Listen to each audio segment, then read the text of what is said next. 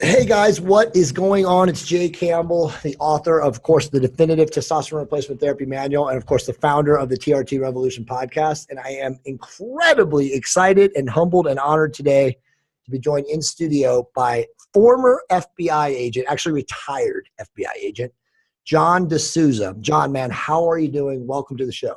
Jay, I am doing great. I am thrilled to be here with you, today and be able to talk about these topics and spend some time discussing the stuff that really matters. It's awesome. Thanks, man. I agree, man. And I am super stoked to have you here today too.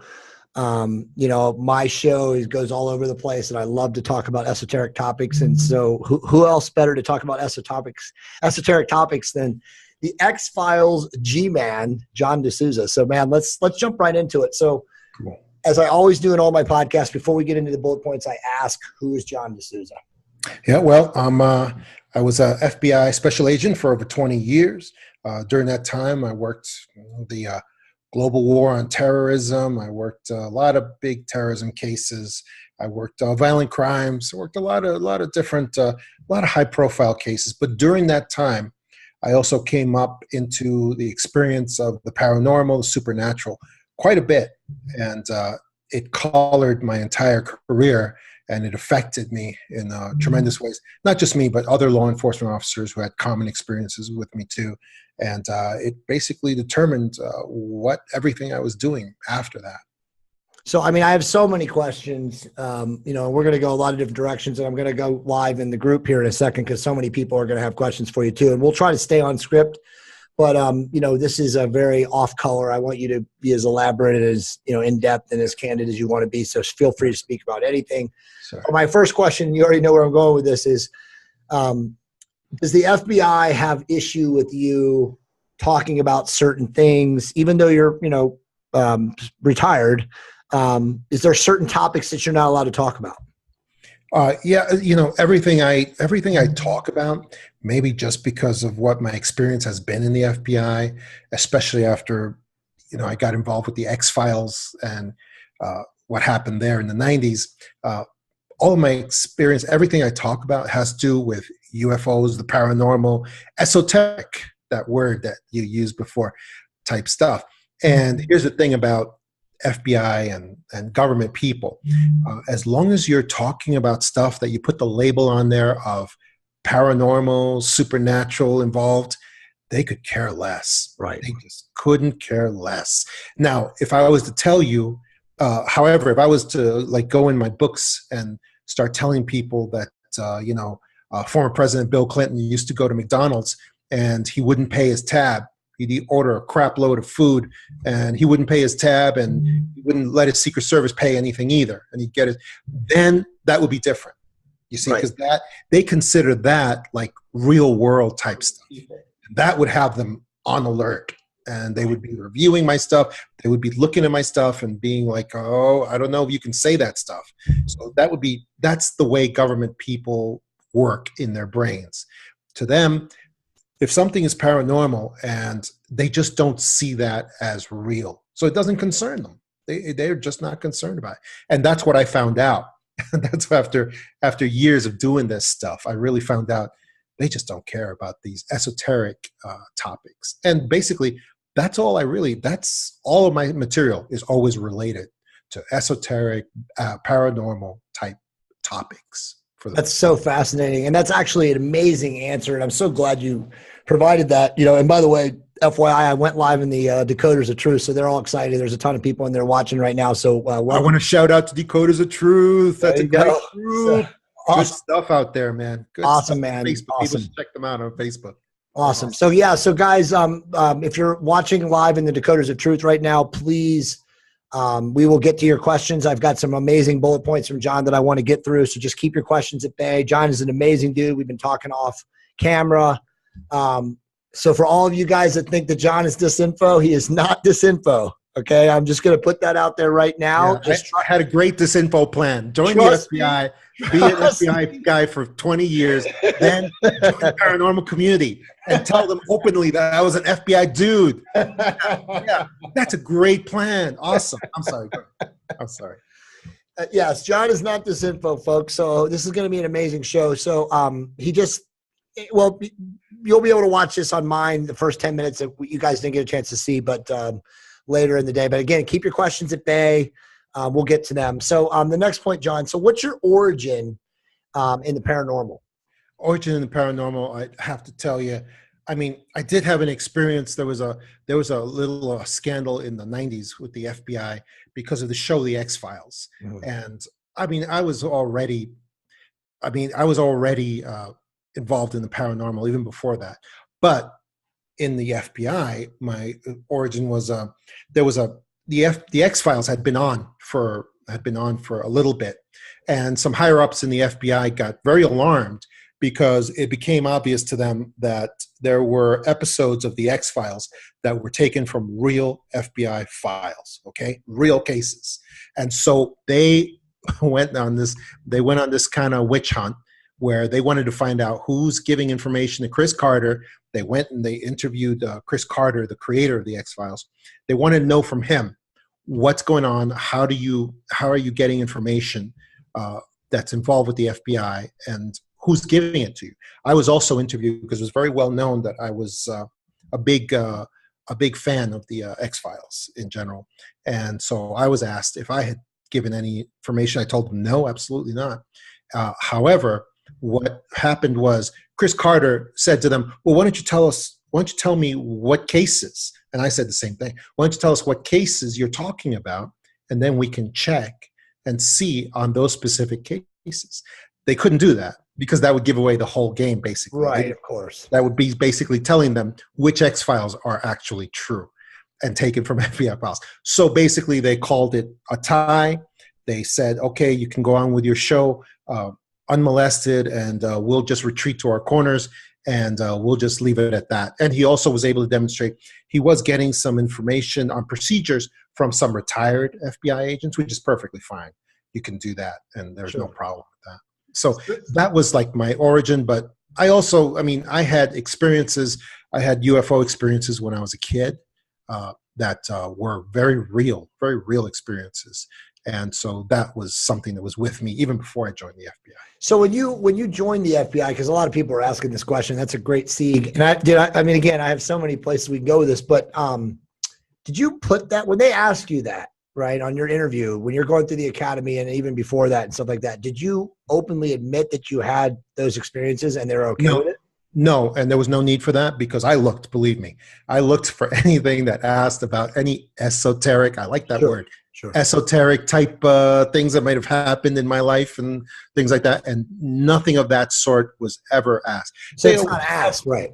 No, it's definitely not. They ask you, at some point you have this whole psych evaluation where you go through all that, and they do ask you things related to psychiatric problems or alterations you may have had, and so they go through all those questions. But no, there is no type of questioning, and of course I would never volunteer about supernatural experiences that I had in my previous time either.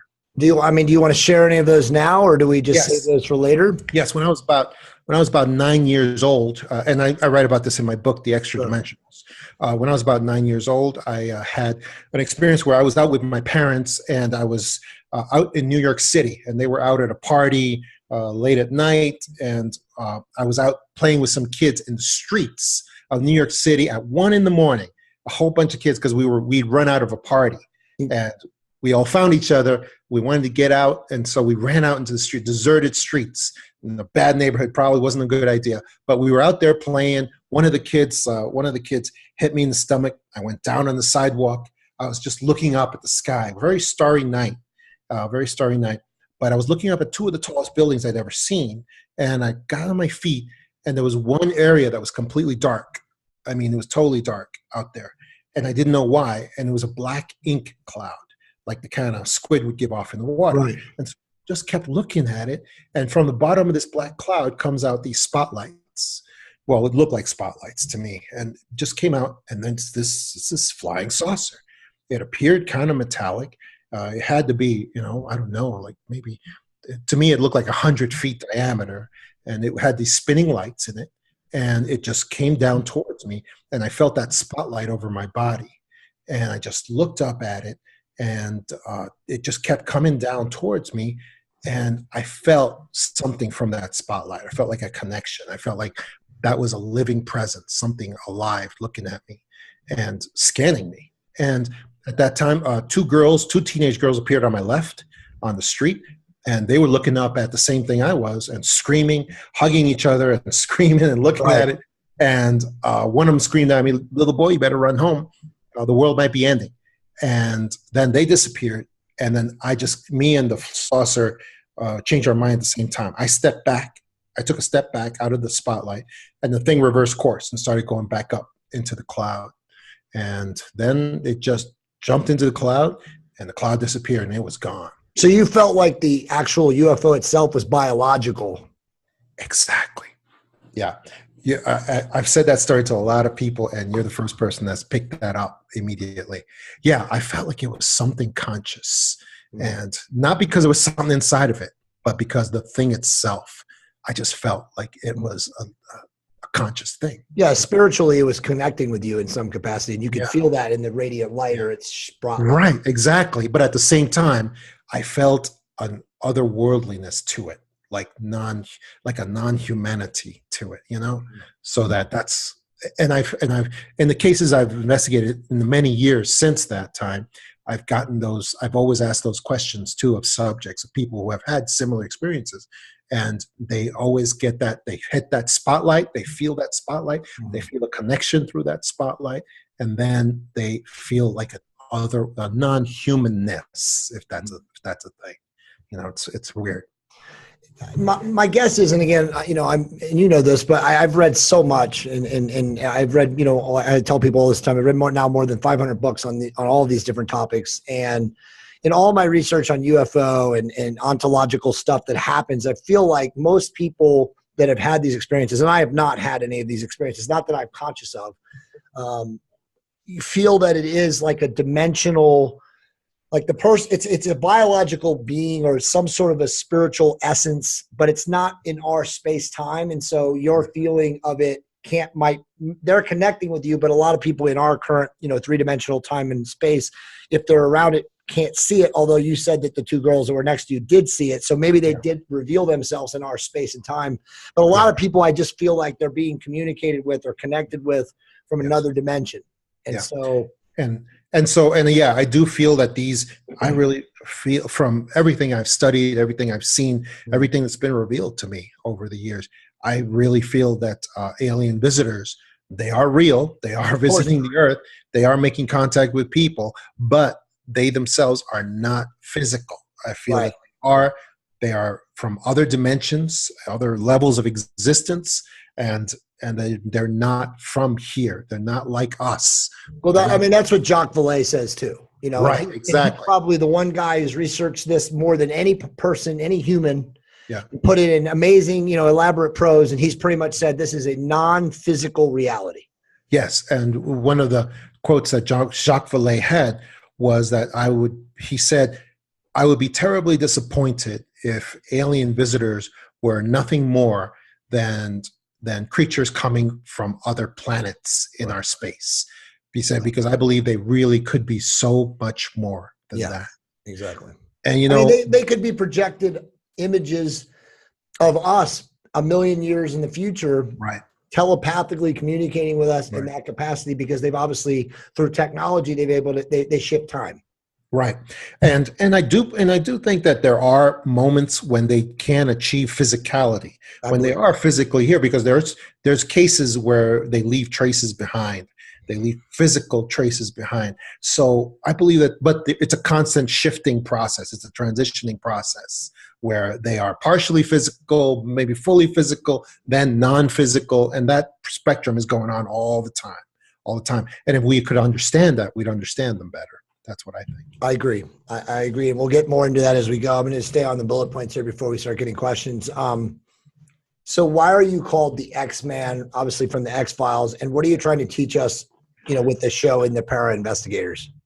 I have when I try to teach people about, I have my book, The Para Investigators, and I try to teach people about investigating things for themselves and the proper procedures and protocols of what investigation really is. I used to be a legal advisor for the government, and I used to teach classes to FBI agents on how to be an FBI agent, how to do real investigations, because it's very different from the scientific approach or even the journalistic approach. It's very, very different.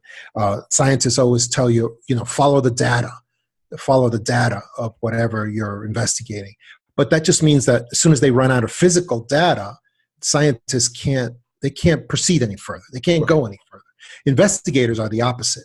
Investigators, they have to follow the investigation, follow the clues, but then they have to apply their own knowledge, experience, and their own other investigations to what they've learned.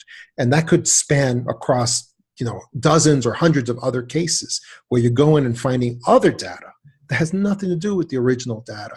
And you have to compare, contrast, clues, and that's part of your analysis. So it's just something that I think people need to learn, that the scientific method, it ain't the way you want to look at the paranormal. It's not what's going to give you the answers in the paranormal. That's what I'm saying. Yeah, no, it makes a lot of sense. Just to stay on the X-Files for one more. So did you obviously met Chris Carter? Not personally. No, I have not. Okay. Did you? And that's good for me because it helped me to avoid further problems with the situation I was in. Yeah, no, I get you. How often did the X-Files, or if you, and maybe you don't know this, but I'll ask it anyway, but how often did the X-Files ever shine additional lights on specific cases that may or may not have been already dead or inactive? Did it ever do that? I think it did a couple of times, but I'm still trying to find out specifically which episodes are the ones that were related to ongoing FBI matters that were actually in real life. Yeah. What was your favorite episode of the X-Files? I'd say some of the funny ones. I'd say the funny ones were my favorites. Like and I don't remember the titles, but like when they introduce the British guy that is supposed to be the alien, right? But he thinks that he's the killer. He's a serial killer, and he doesn't know what's going on. And then they find out that he's the guy who tried to save everybody. And I think the funny ones were some of my favorite. I think my favorite, and we'll because we have so much to talk about, but my favorite X-Files episode is like the real dark, disturbing one where there's like the Satanists are sacrificing like these kids in this high school, and this woman shows up that's aiding both Scully and Mulder in the show, or they think she's aiding him, but she turns out to be, I guess, Satan or some form of the devil herself, and she turns into a snake at the end and eats a couple of the bad guys that are performing the Satanism. But there were so many amazing episodes in the X-Files over the the 10 or 11 years that it ran. And obviously they rebooted it, but it was, wow, that was an amazing show. I just remember just my whole life, like I was such a seeker that my Friday nights would just be like, oh my God, the X-Files. Such a dweeb and a dork, but that was so big for me to watch the X-Files when I was like 19 or 20 years old on Friday nights. It's so hilarious. I was devastated when that show went off the air.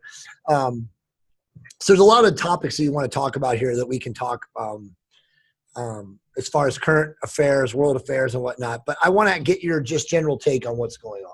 Okay, so I'm going to definitely put you on the spot. And again, I know you're retired and maybe you can't say certain things, or you can or not, but again, be as candid as you can. Sure. You've listed as well as I can say it. You're saying we're living in an age of universal deception. And absolutely, obviously we need to learn, what true investigation and real evidence really is. So how can one, being just an individual person, maybe a member of Decoders of Truth, watching this podcast or whatever, how can someone try and attempt to decipher the truth of the world around them for themselves? Oh, that's easy.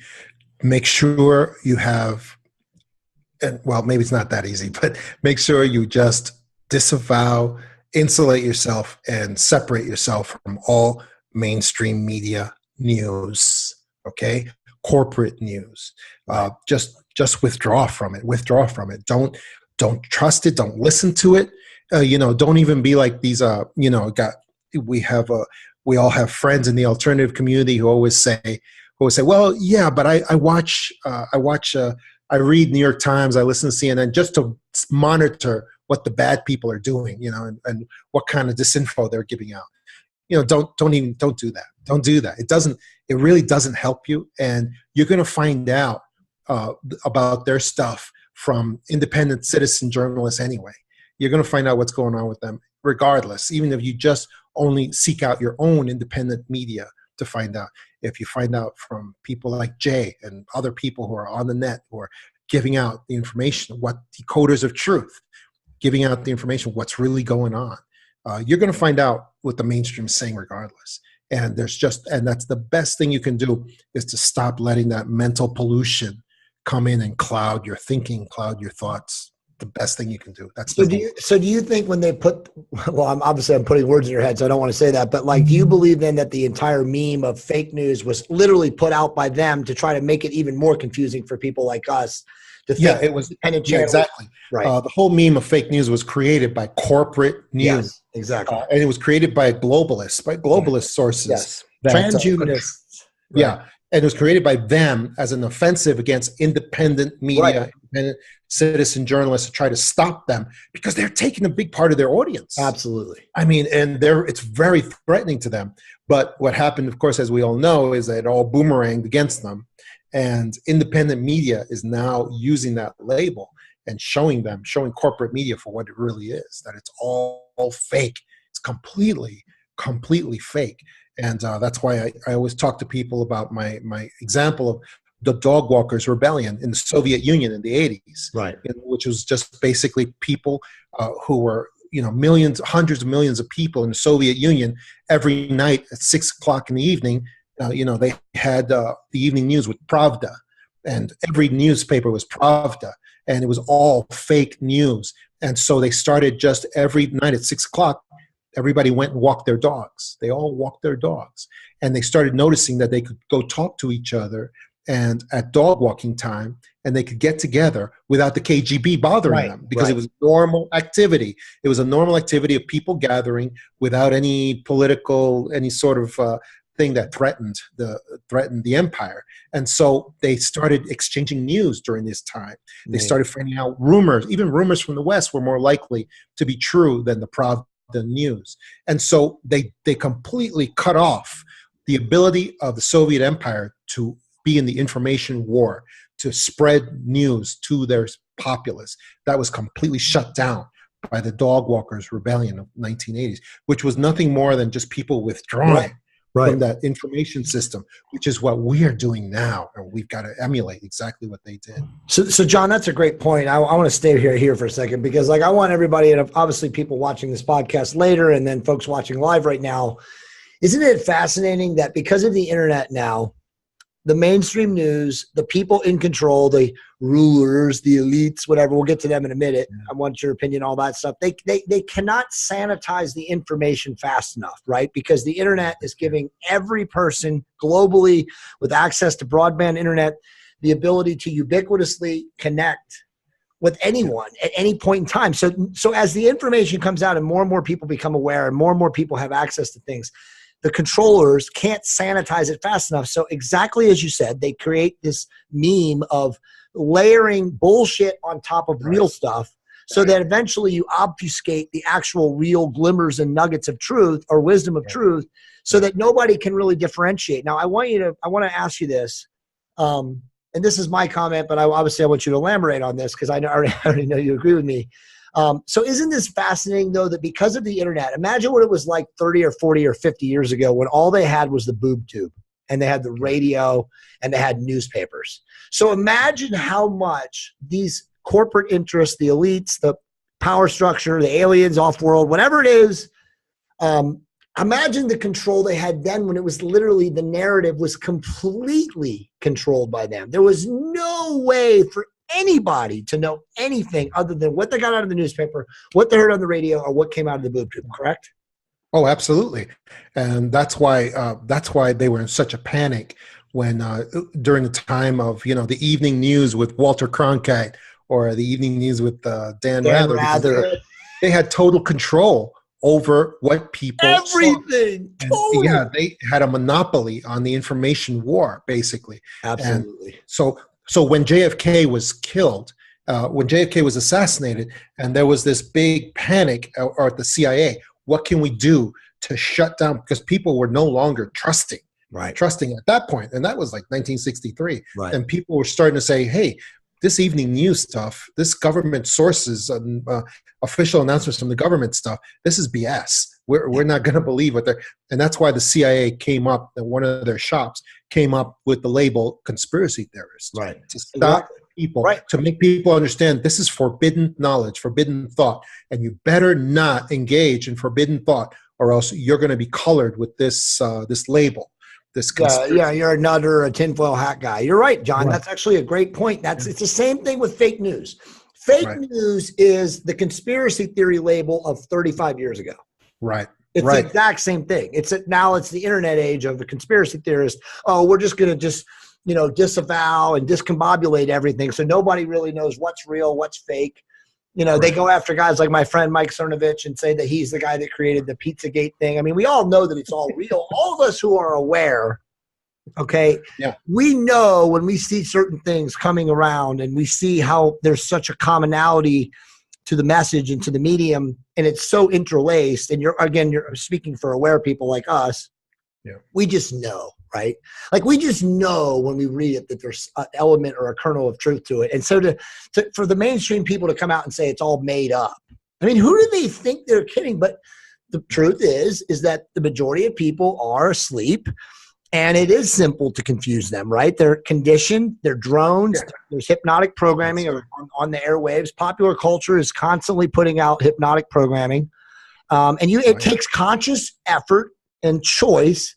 You literally have to unplug yourself from all of that and go down, like you said, independent, alternative news source pathways like the Decoders of Truth, like your books. And otherwise you're stuck. And unfortunately, 90% of the world is stuck.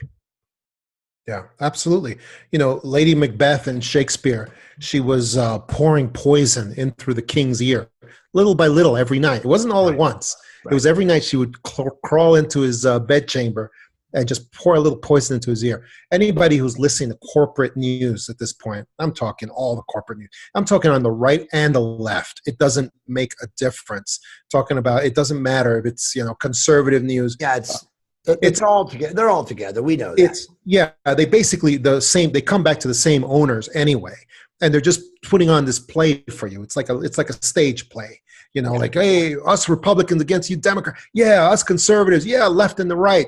It's all Likud and the Likud and Labor Party. The Tories and the left wing party. It's all nonsense. It's all a play being put on for people to make them believe in the play. So I'm going to ask you your opinion, and then we're getting into the points. And this is what everybody in the Decoders of Truth is going to get excited. We got a ton of people watching. How the fuck did Trump get elected? Because we both know he's not connected to the Republicans. He's clearly not a Republican. Yeah. And if anything, he used to be a contributor to the Democratic Party. So what is going on? Is there an ulterior underlying scam that we don't know about? That's easy. And I'll tell you something. I never get involved in politics. Yeah, no, we don't either. And I don't talk about politics. But I'll tell you something.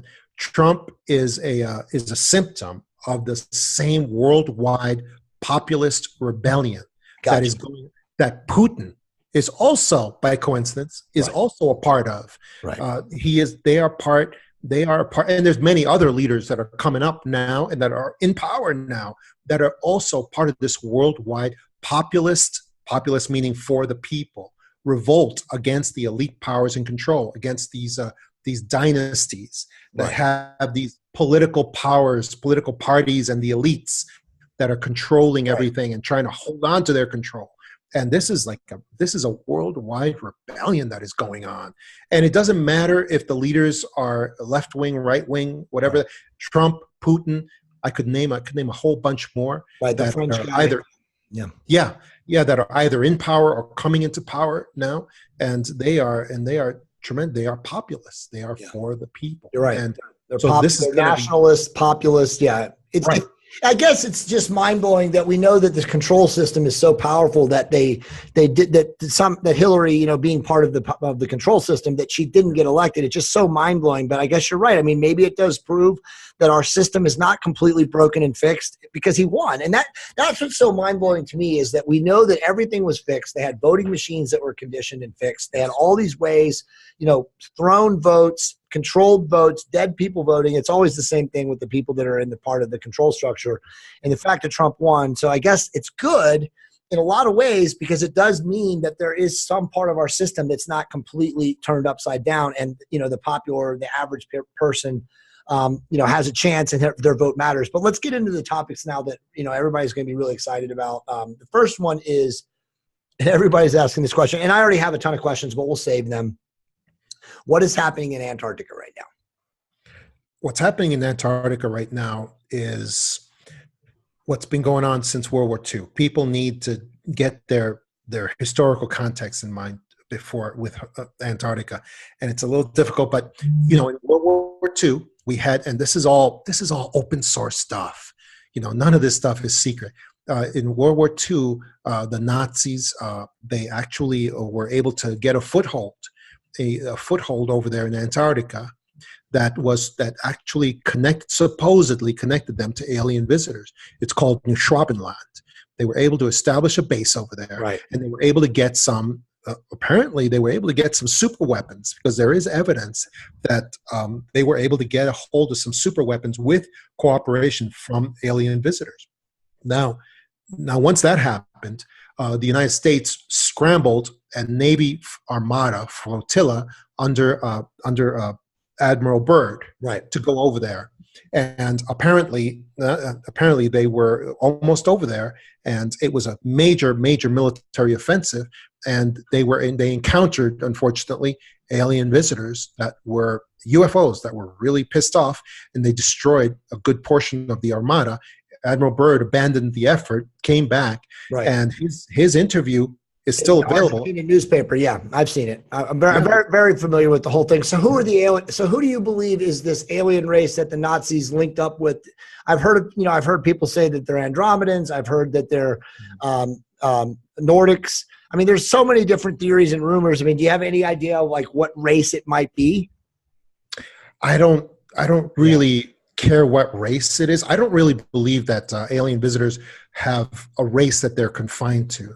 Right. I believe that because they're extra dimensional, I believe they can change their races according to what they need to do. That's a good point. If they need to scare the crap out of you, they can be reptilians. They can be a gray, right. Yeah. Or if they just need to carry out some low level tasks, they can be grays.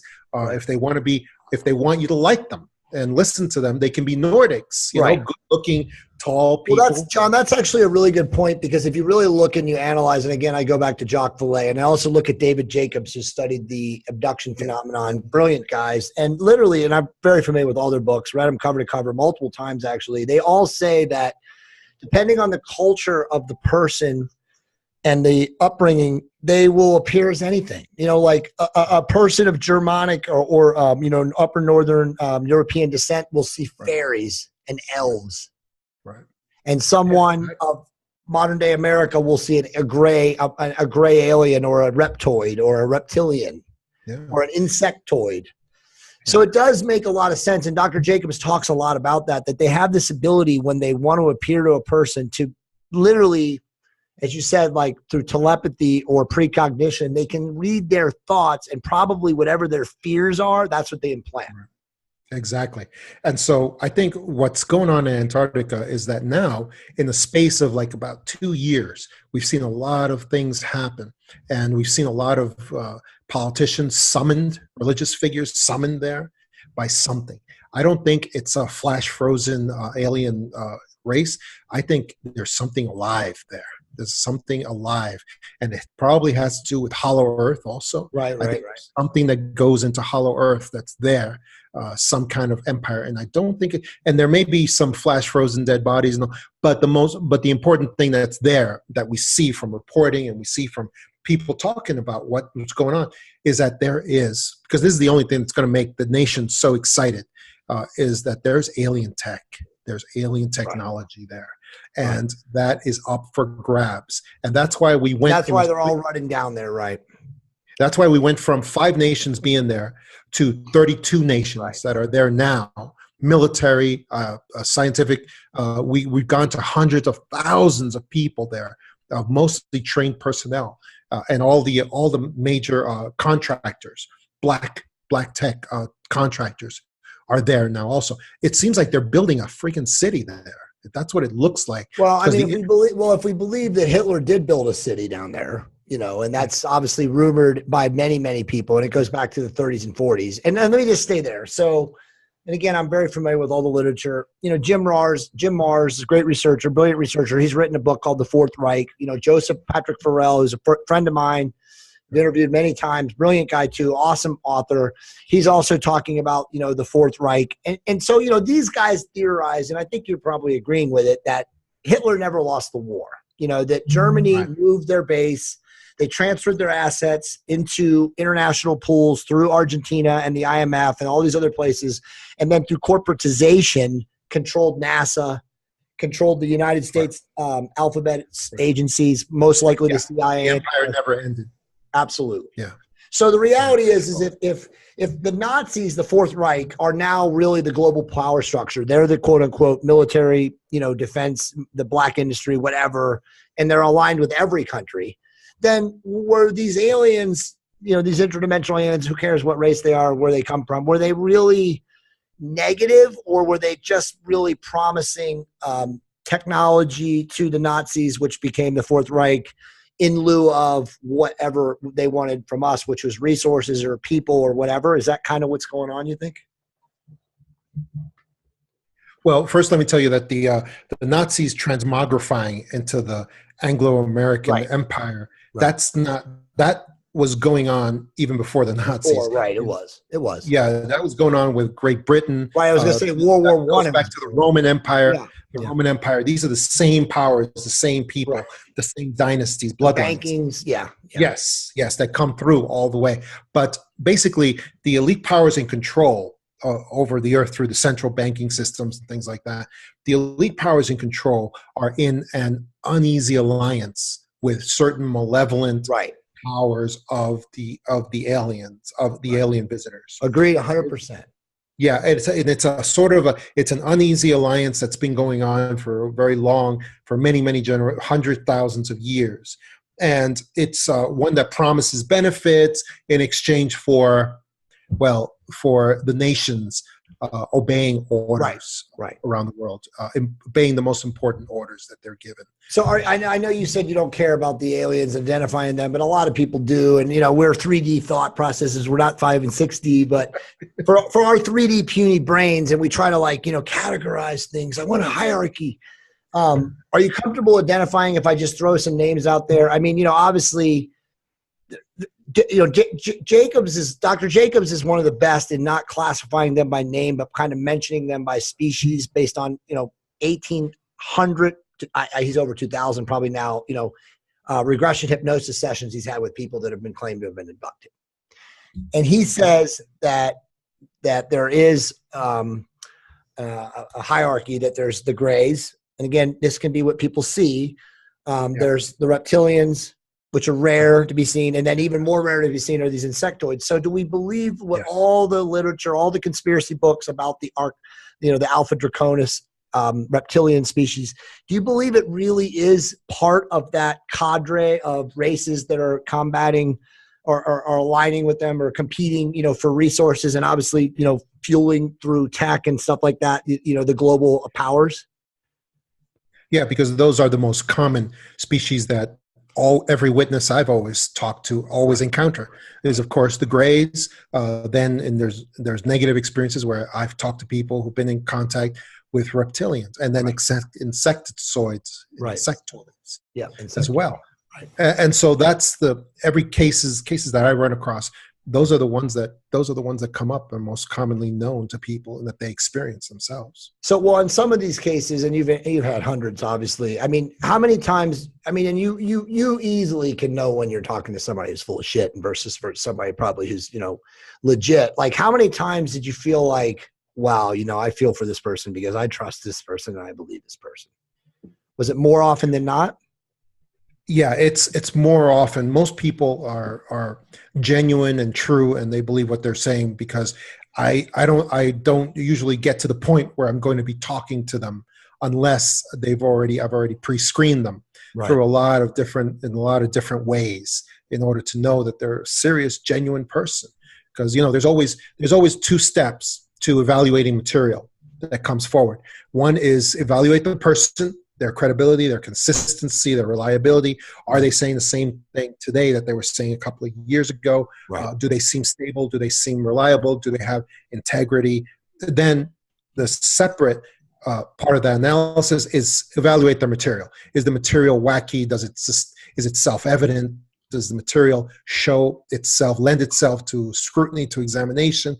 How ludicrous is the material? Is it within the realm of something we can really examine carefully? You know, and here's the trick to that analysis, is that the investigator's analysis is that if a person passes either one of those two, then we're going to give them credence. We're going to give them the benefit of the doubt. Either on their persona, if they pass, then we're going to give their material benefit of the doubt. Or if their material passes the test as being pretty credible, pretty tight, pretty self-evident, then we're going to give the person the benefit of the doubt as well. So that's just natural human reaction. That's how we are. And that's the way it should be, because that two-tiered test is very important. John, this is an amazing interview, man. I got to thank you for coming on today, because we're really going deep, and again, I appreciate your candor, and it's just amazing. And I have so many questions, and we'll keep going. We'll finish off with our bullet points, and then we'll answer some questions. So you stay on as long as you want with this show. There's a ton of questions, but so let's talk a little about this new alien mummy that, you know, we're seeing in the media. You know, it's obviously, they say it's from the Nazca, Peru area, which is obviously also famous for the skulls. Yeah.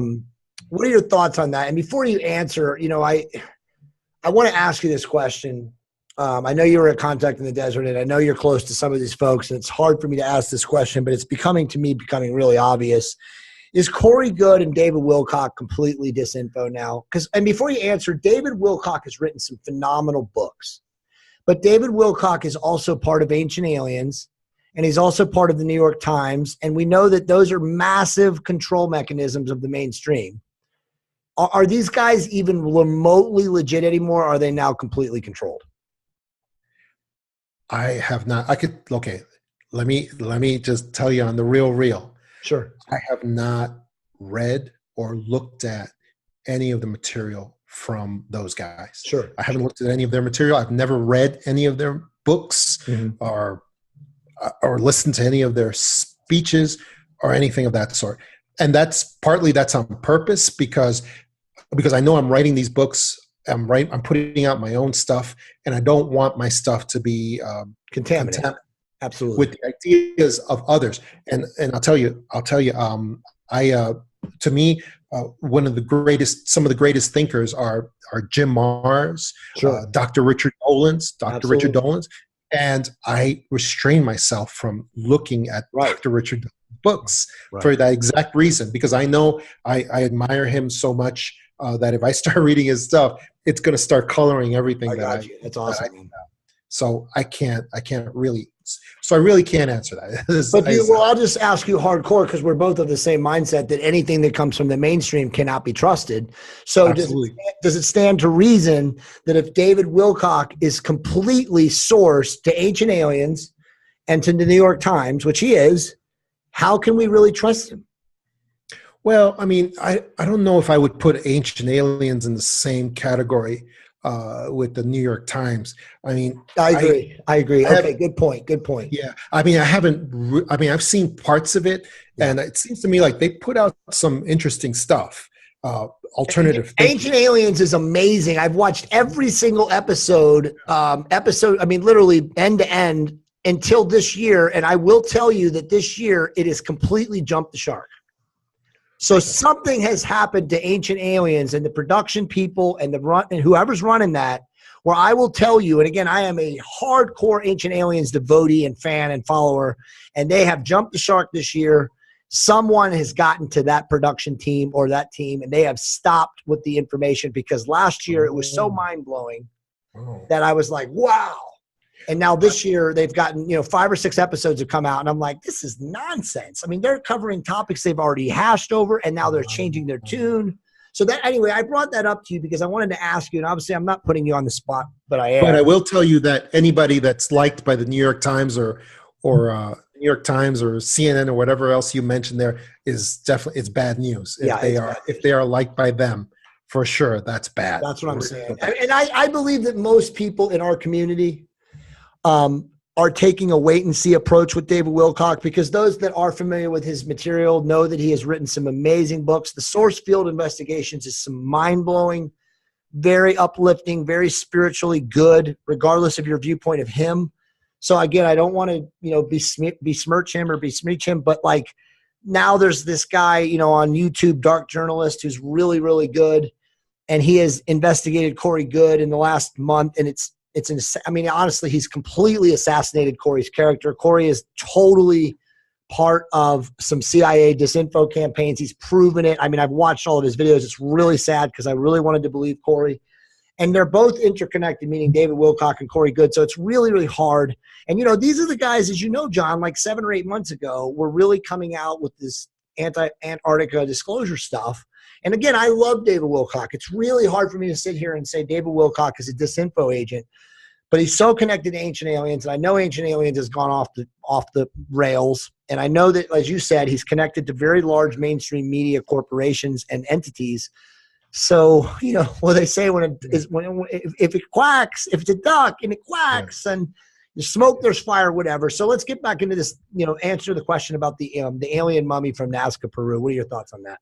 Oh, I'll tell you, it looks amazing. I mean, it looks, from the looks of, for people who I'm sure everyone in your audience knows, they discovered a mummy that is not a human species. That is, they've done X-rays on it. They've done the sonograms, and they can see that it appears to be a genuine skeleton that has been mummified of a species that appears to be non-human. And so now they're just about 3 or 4 months to be finished with the DNA tests. But I have been telling people that I predict that the DNA tests on the creature that they have are going to come back as partially human DNA and partially non-human, undetermined, as far as that goes. And the reason I believe that is because I don't believe in physical alien visitors. Right. I don't believe they are physical. I don't believe they can come here, they can die and leave behind physical bodies. Right. Because they're just not that way. That's not what they are. They come from other dimensions, they change their vibration, but they do engage in the creation of hybrids. So this creature could very easily be one of those hybrid races. And I'll tell you a secret that not many people know. The place that they got that mummy from in Nazca, Peru, has not dozens, but hundreds of other bodies that are also hybrid creatures, bodies in that area. And this creature may be just the first mummy that's going to come out of there.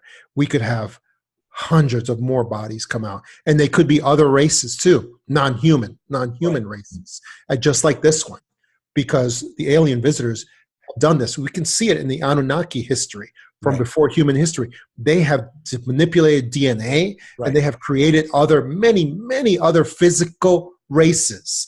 And I'm talking, yeah, exactly. And I'm talking not just the things that we see in Egypt, and the Egypt and the monoliths, but all over the earth you see these creatures. Yeah, the Anunnaki, after the antediluvian or pre-diluvian, after the flood was over, they were the bringers, the keepers of the sacred flame, so to speak, and they brought humanity, or what was left of us, back to repopulate. And they were clearly in South America, they were in North America, or America. And then they were in, obviously, Siberia. I mean, they were pretty much everywhere on the planet where they restituted us. They restituted our population base. But you are right.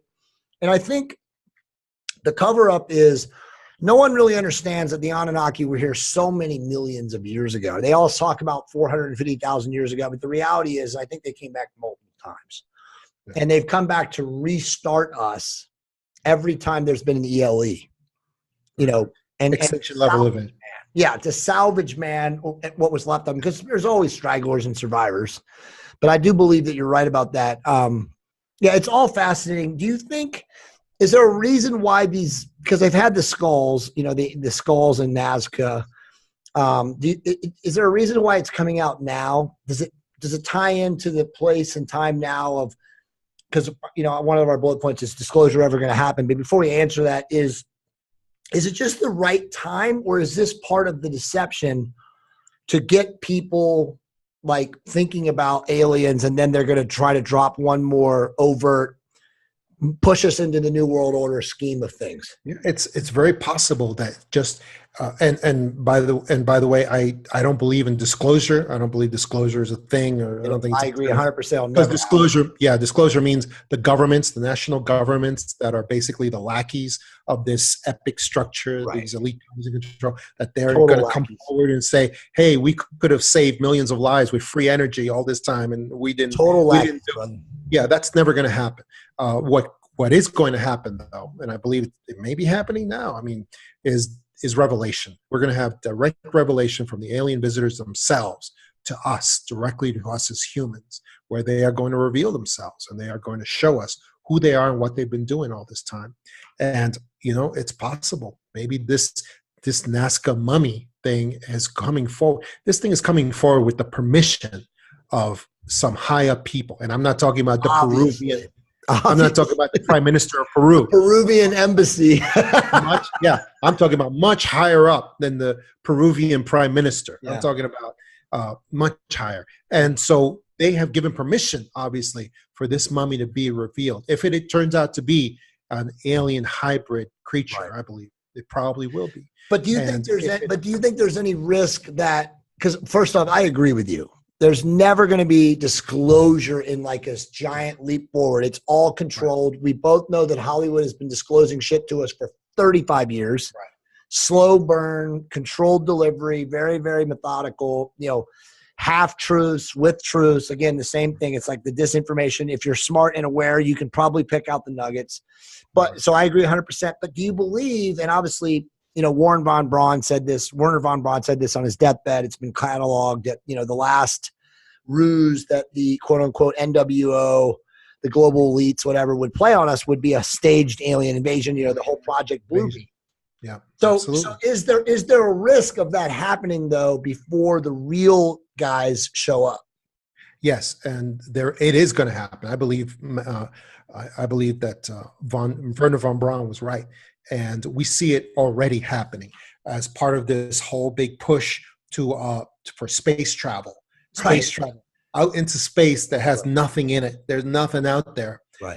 But they want this big push for space travel because, and the main reason is because they know that the remnants of civilizations is out there. Right. What we see on the moon, we see on Mars, we see, because there was a time when alien visitors, the time of the Anunnaki, when they were physical, they were completely physical, and they had no problem being physical in our realm.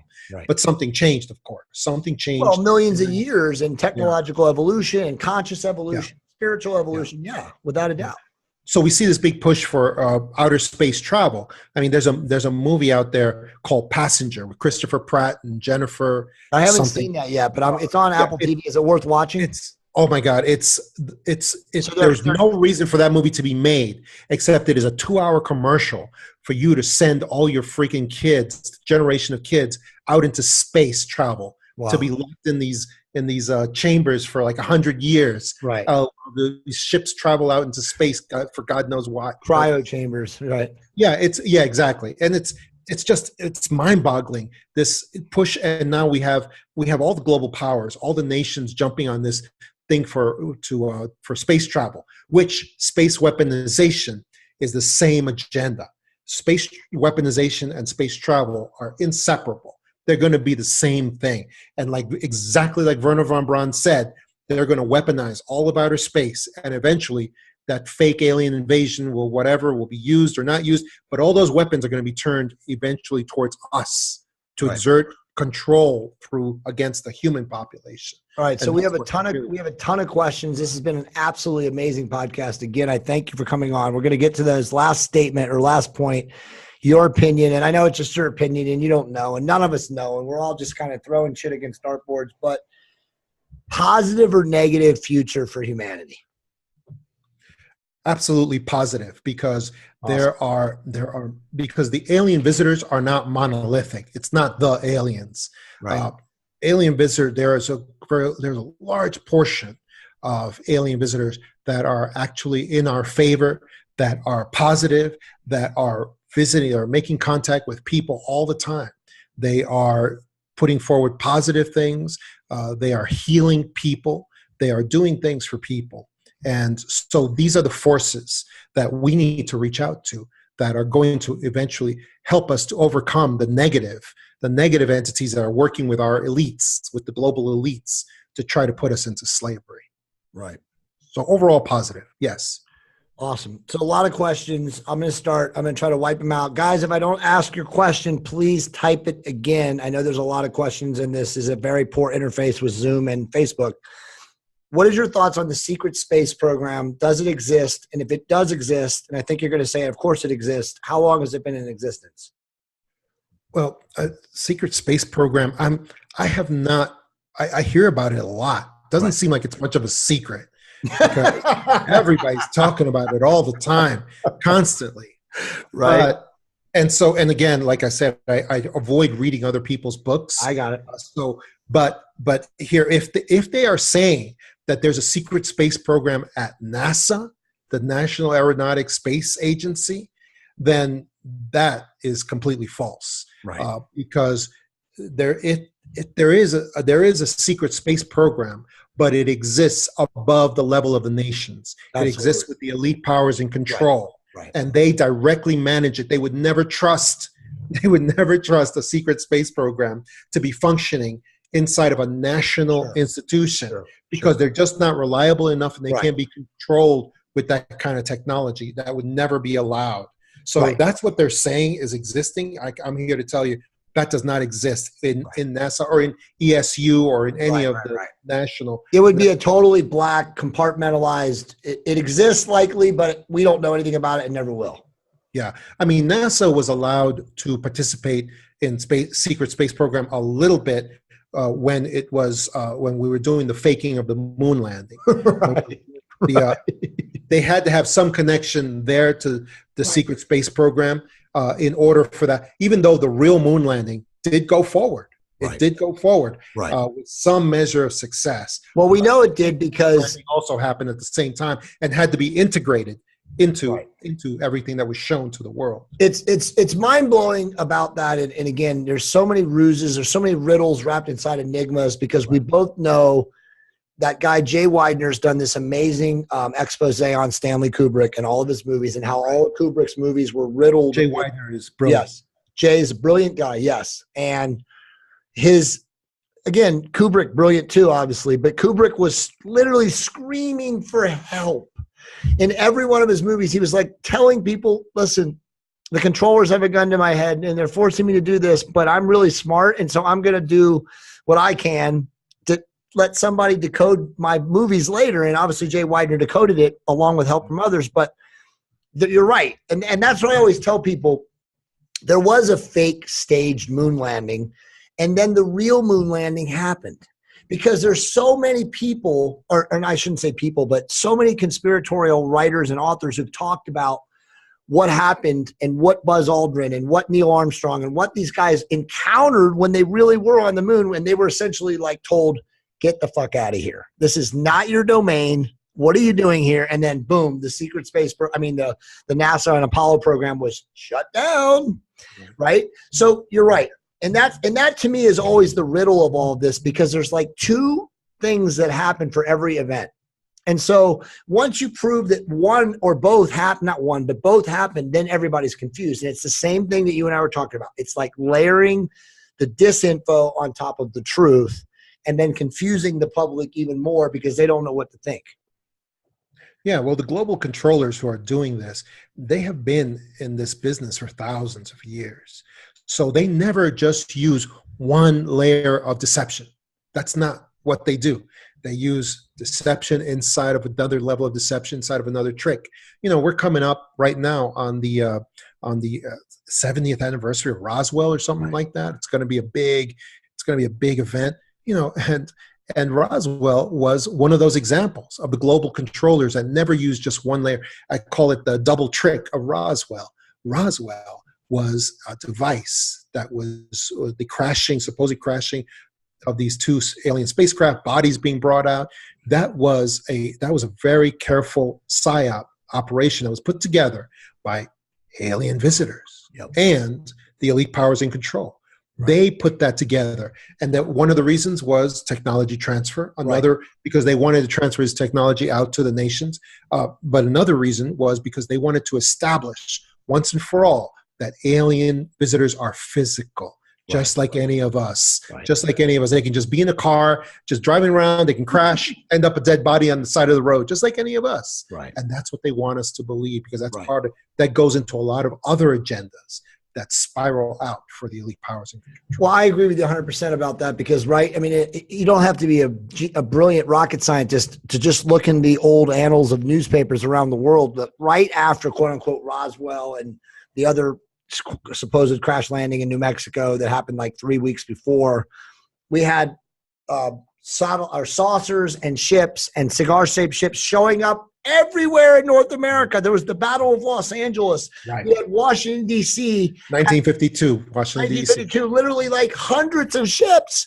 And the truth is, John, I think you just established it at the beginning of the show, these were the Nazi saucers. And they were literally flying all over the world to establish their superiority.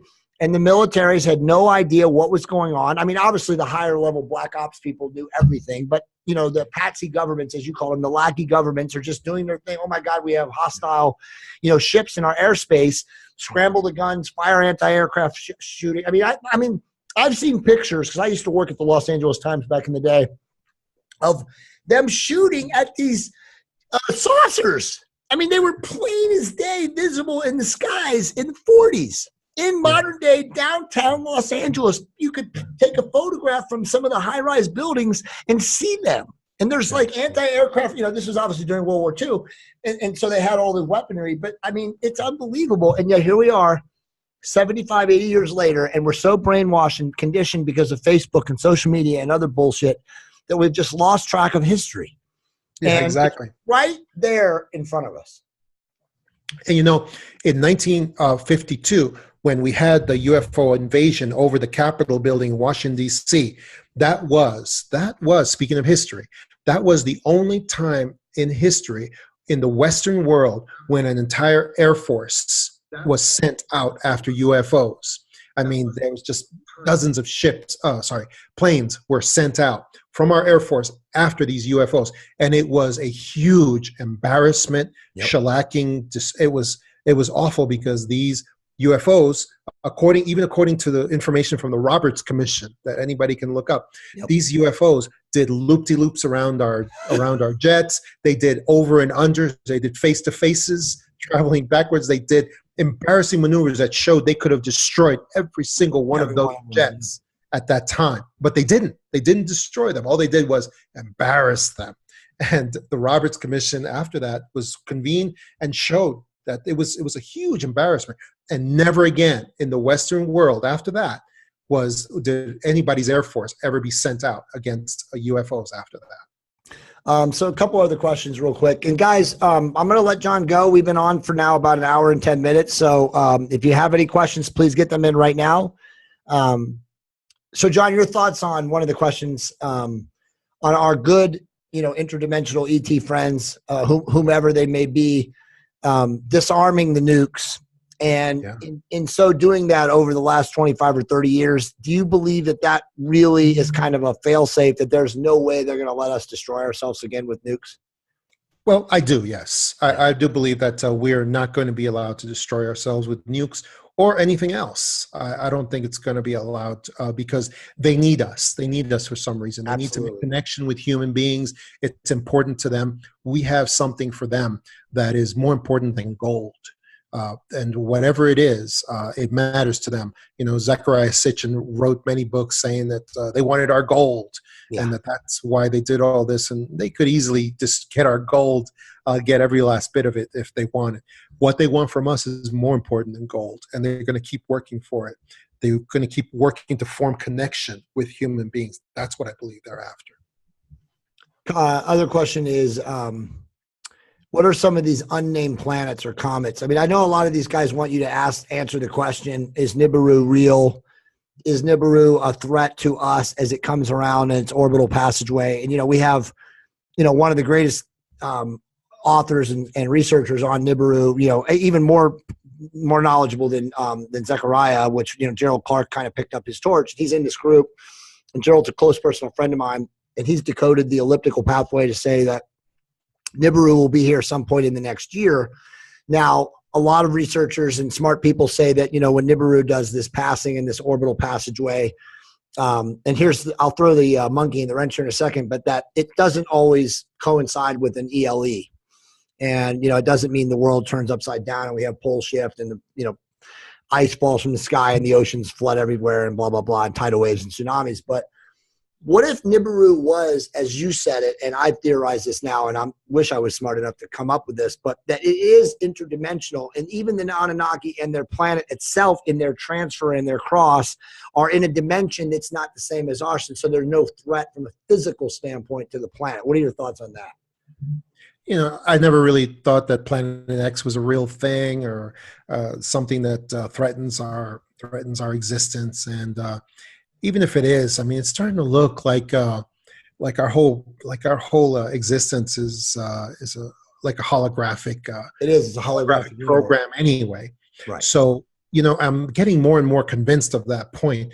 So what that really means is that the creators of this program, anytime there's a problem, something going off with the program, going off kilter, like that could cause an ELE, an extinction level event, all they got to do is change a little level of code, just one line of code, just change it and get rid of it. One of the things that convinces me that is probably true is that I know the real history of the Cold War between Soviet Union and the United States and what really went on.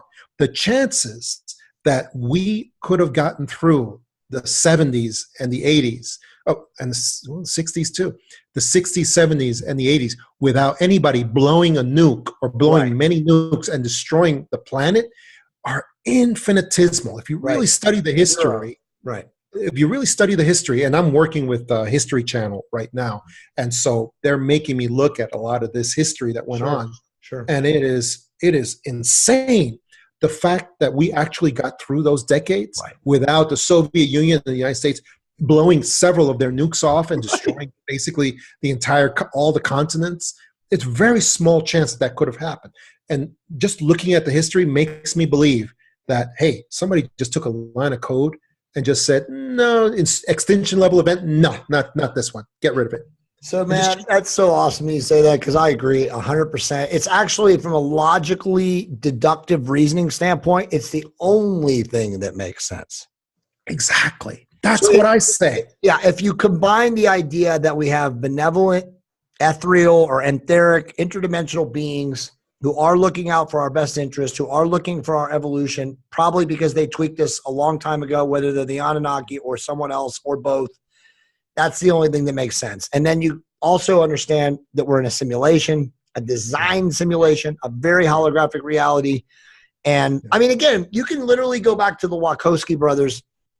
You can watch The Matrix and all the Matrix movies reloaded. It's on YouTube. If you can pull it up in a second. There's actually smart people out there that have decoded all of the elements in each Matrix movie and said, hey, you need to look at this again. And then I always go, and we'll finish with this. The recent movie Jupiter Ascending by the Wachowski brothers is so mind-blowing, because there are people on this planet, some of which I believe and I'm very close to, are really high-level individuals who are telling us that this is literally the story of the universe. And you better pay attention. So, and someone just told me this, and there's some guys watching right now, Bob and Luke and Tony, and you know who that is. Someone just told us that the Wachowski brothers are gifted by this higher power or by this higher up or whoever this, interdimensional intelligence is to tell this story. Like they've been handpicked as Hollywood directors and producers to drop this information out there. And it makes a lot of sense when you understand it from that standpoint as why Jupiter Ascending was panned by the establishment in Hollywood, and it was made so fun of, but it became this runaway success on video and secondary sources because it's the true story of us. Right. Yeah, and it's funny when you see in Hollywood, and the Wachowski brothers are the ones who do this mainly, like they did with the original Matrix movie. These were things that they kind of fell through the cracks. Right. And the Matrix was made by mistake, by accident on top of accident on top of accident that just happened to come together in this perfect storm. And the Matrix was made. And it was not supposed to get through. And you see this big panic in the Hollywood establishment among the elites from the top down when they realize, oh my God, they're revealing some truth here that we can't let get out to the masses. Right. And so at the last minute, they pulled the promotion campaign for these movies, right? And they figure, okay, it'll just fall flat because we just got rid of this multi-million-dollar campaign to promote this movie, so now it's got no chance. But then the truth filters out into the people, and the thing becomes a huge, mega hit of the year. And the same thing happened with Jupiter Ascending. Yep. The same thing happened with the movie about Mars. Right. What was the name? John Carter of Mars. The movie with Matt Damon, you mean, or? No, John Carter of Mars. Oh, yeah. You know what? Sadly, I'm ashamed to say this. I've only seen bits and pieces of that, on HBO as it runs through. I've never seen the whole thing, but I need to watch it. I've heard that movie is amazing. I get the feeling that somebody got a hold, and probably through H.G. Wells, who was very well known as a high-level Illuminati Mason guy. Yeah. Somebody got a hold of the actual true history of Mars, of the races that lived there and what really happened, and they put it in John Carter Mars. So when that movie was made, there was this huge last-minute panic when the elites found out about it, and they absolutely pulled all of the promotion for the movie, got rid of all the distribution for it, and that movie, it kind of did die. But anybody who wants to go out there and see what they were trying to hide, what they're trying to hide from you, see that movie. It's pretty amazing. That's awesome, man. I definitely will. Well, there's a couple other questions, but you already answered them, man. So, John, I just want to tell you, man, I am, like I said, humbly indebted for you to come on today. This was phenomenal. This is definitely one of the best podcasts ever in a year that Decoders of Truth have been going. Definitely want to have you come back. I'll definitely send this to Rex. He's going to put this on the Leak Project probably right away.